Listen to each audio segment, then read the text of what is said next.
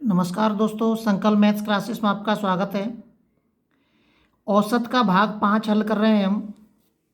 और हल करने से पहले मेरा आपसे वही एक परंपरागत निवेदन है कि वीडियो को सब्सक्राइब और शेयर करना न भूलें, ताकि आपके जैसे और भी छात्रों को इसका लाभ मिल सके और ये लाभ उन तक पहुंच सके।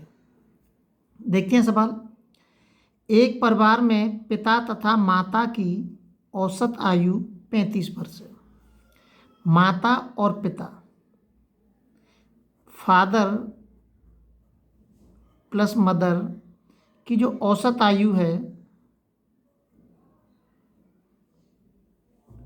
औसत आयु, और ये मान लिया मैंने योग। अब फादर प्लस मदर का औसत आयु, ये दो लोग हैं, ठीक है। इन दोनों का जो औसत है 35 वर्ष है। इस दो का मैं इसमें गुणा कर दूंगा, 70 हो जाएगा। ये यहाँ तक मैटर हो गया आपका, ठीक है। पिता, माता और उनका एकमात्र पुत्र, अब ये तीन हो गए, पिता, माता और उनका पुत्र, मतलब तीन लोगों का जो औसत है वो कितना है? 27 है। 27 है तो पुत्र की आयु ज्ञात कीजिए। गुणा कर दीजिए इसमें, 3 सत्ते 21, 3 दूनी 6, 7 8, 81 हो गया।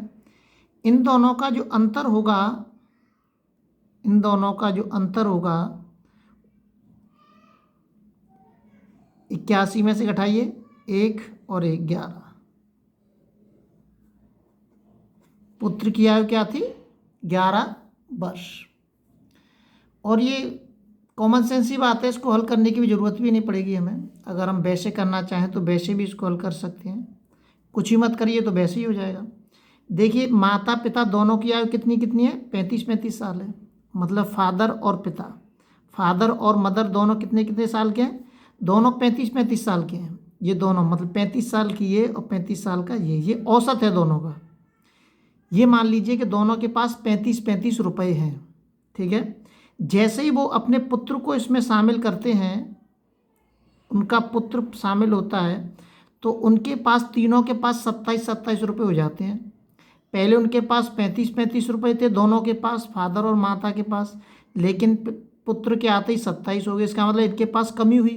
कमी क्यों हुई? क्योंकि कितने की कमी आई है? 8 की। तो इसका मतलब 8 रुपये इसने और 8 रुपये इसने, 8 रुपये पिता ने, 8 रुपये माता ने अपने किसको दे दिए? पुत्र को दे दिए होंगे, ठीक है। लेकिन यहाँ पे तीनों के पास 27 रुपये हैं। तो कह रहा है पुत्र की वास्तविक आयु कितनी है, उसके पास वास्तविक रुपये कितने थे? वास्तविक रुपये इतने थे कि 8 रुपये इतने इसके, 8 रुपये इसके, कितने हो गए? 16। 16 इसमें से माइनस कर दीजिए आप, 11। उसके पास वास्तविक 11 रुपये थे। ये हो गया। कुछ नहीं, एक नॉर्मल चीज़ है वैसे। अगला सवाल देखते हैं। अगला सवाल दे रखा है, किसी बल्लेबाज ने 12वीं पारी में 63 रन बनाए, उसके रनों की औसत में 2 रन की वृद्धि हो जाती है। 12वीं पारी के बाद रनों का औसत कितना है? देखिए, 12वीं पारी में बनाया उसने 63 रन, लेकिन 12वीं पारी से पहले 11 पारी वो खेल चुका है। तो मैं लिख देता हूँ यहाँ पे, पारी औसत और योग। अब उसने 11वीं पारी में कोई औसत बनाया होगा जिसका औसत हमें मालूम नहीं है, तो मैंने औसत मान लिया उसका x। हमें मालूम नहीं है वो कितना औसत है। तो जब योग करेंगे तो मैं इसका इसमें गुणा कर दूंगा। कोई प्रॉब्लम है? 11 पारी वो पहले खेल चुका है, मैं उसका बता रहा हूँ भाई। लेकिन जैसे ही 12वीं पारी आती है, इसमें एक पारी प्लस होती है, तो 12वीं पारी में उसने 63 रन बनाए, जिसके कारण औसत में 2 की वृद्धि हो गई। जो औसत ये है, तो इसमें कितने की वृद्धि हुई है हमारी? 2 की वृद्धि कर दी मैंने। तो जैसे योग इसका निकाला था, ऐसे योग इसका निकालेंगे। इसका इसमें गुणा कर दीजिए आप, 12x प्लस के 2। अब इन दोनों का अंतर क्या है? 63 रन। 12वीं पारी में उसने कितने रन बनाए? 63। तो 12 में से मैं 11 को घटा दूंगा तो 12वीं पारी तो बचेगी। अगर मैं 12 में से 11 को घटा दूंगा तो 12वीं पारी बची। और 12वीं पारी में उसने रन कितने बनाए हैं? 63। बस निकाल दीजिए आप। देखिए 12x 12 दूनी 24 माइनस 11x बराबर 63। 12x में से एक 11x गए तो 1x बचेगा। 24 को उधर लेके जाएंगे माइनस का हो जाएगा, इसको में से घटा दीजिए आप। 24 में से 24 को घटा दीजिए 63 में से। 13 में तो 4 जाएंगे तो कितने बचेंगे? 9 4 13, 9 बचे। और यहाँ कितने बचे? 5। x बराबर कितना आएगा? 59। तो 11 ये वाला जो औसत है वो कौन सा औसत है? ये औसत निकल के आ गया है हमारा। लेकिन ये वाला औसत किनका है? 11वीं पारी का, सॉरी 11वीं पारी तक, क्योंकि 11वीं पारी तक ही मैंने औसत माना है। अब वो पूछ रहा है 11वीं पारी के बाद औसत कितना होगा। तो 11वीं पारी के बाद औसत कितना हो जाएगा? 12वीं पारी का औसत। 12वीं पारी के बाद औसत कितना हो जाएगा? 59 यहाँ पर रख दिया मैंने, प्लस के 2, 61 हो जाएगा। कितना हो जाएगा औसत? 61। ठीक है, अगला सवाल देखते हैं। अगला सवाल देखिए। अगला सवाल दे रखा है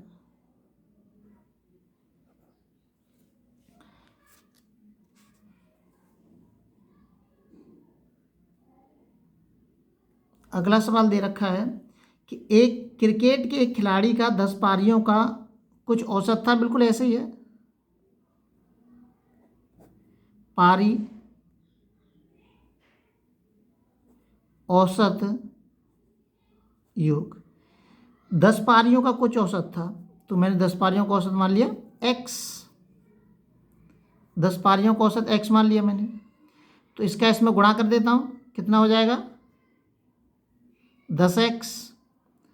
11वीं पारी में उसने 8 रन बनाए, इसमें एक पारी और बढ़ गई उसकी, कितना हो गया? 11वीं पारी में 108 रन बनाने थे, औसत में कितने की वृद्धि हो रही है? 6 की वृद्धि हो रही है।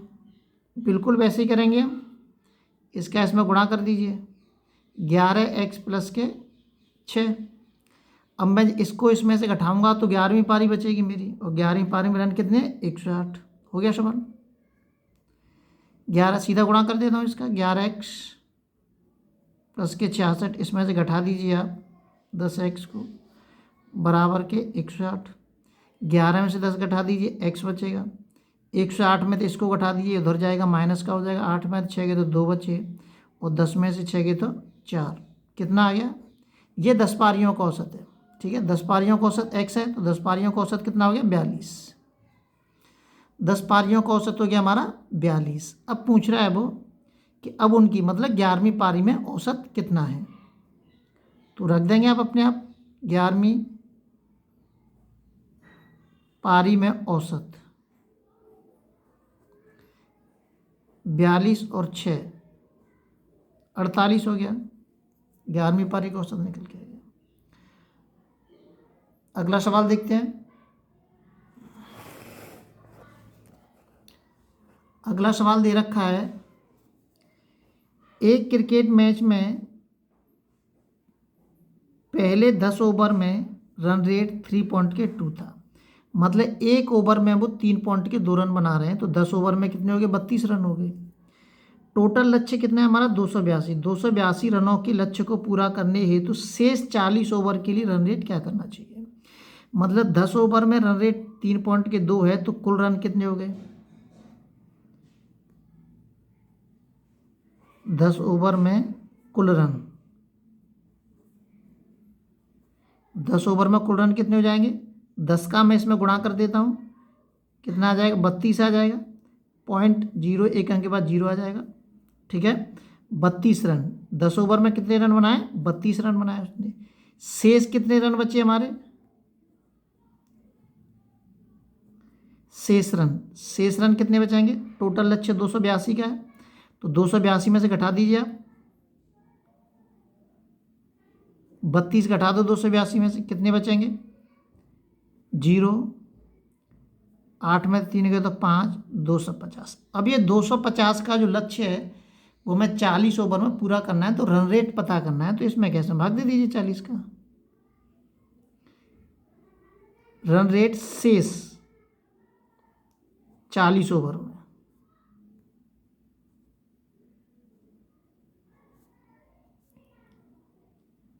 चालीस का भाग दे दीजिए इसमें आप। 4 पंजे 20, 4 छिंगे 24, एक बचा पॉइंट, 4 दूनी 8 और 4 पंजे 20। इतने रनों की हमें जो रन रेट चाहिए शेष 40 ओवर में, वो शेष 40 ओवर में जो रन रेट चाहिए वो 6.25 की चाहिए। इस रन रेट से उनको रन बनाने होंगे। रन रेट पर आधारित और भी सवाल मैं आपको दूंगा। ये सवाल आते हैं कई बार, लेकिन बहुत सरल है, कुछ नहीं करना आपको, ऐसे ही करना है। ऊपर वाले जो सवाल मैं आपको बता चुका हूँ पहले भी, इसी तरह से करना है सारे सवालों को समझ के। अगला सवाल देखते हैं।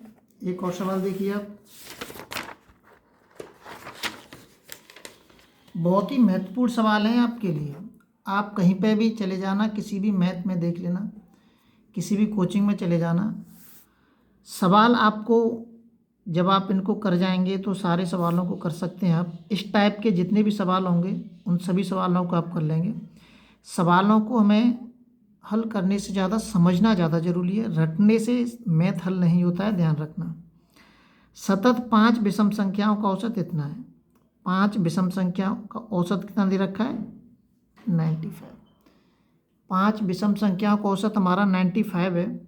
तो मैं 5 विषम संख्या देखता हूँ मैं, देखिए 1 2 1 और 2 विषम संख्या ही लेनी है हमें। 95 से आगे कितनी होगी? 96 97 होगी और 98 99 विषम संख्या ही लेनी है।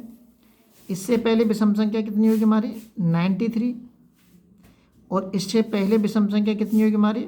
91। अब ये कह रहा है अवरोही क्रम में चौथी संख्या क्या होगी। देखिए आरोही क्रम में जाते हैं हम तो बढ़ती हुई संख्या जाती है आरोही क्रम में, पहले छोटी फिर उससे बड़ी फिर उससे बड़ी फिर उससे बड़ी, मतलब बढ़ते हुए क्रम में ऊपर की तरफ जाते हैं आरोही क्रम में। लेकिन ये कह रहा है घटते हुए क्रम में, मतलब अवरोही क्रम में जाना है हमें, घटते हुए क्रम में जाना है। घटते हुए क्रम में चौथी संख्या बतानी है हमें, तो इधर से चौथी संख्या गिनेंगे हम 1 2 3 4। तो अवरोही क्रम में चौथी संख्या, अवरोही क्रम में चौथी संख्या कितनी हो जाएगी? 93। ये उत्तर हो गया आपका। लगातार इसी तरह के नोटिफिकेशन प्राप्त करने के लिए आप चैनल को सब्सक्राइब जरूर करें, ताकि आप अपनी मंजिल पर हंसते हंसते पहुंच सकें। जय हिंद साथियों।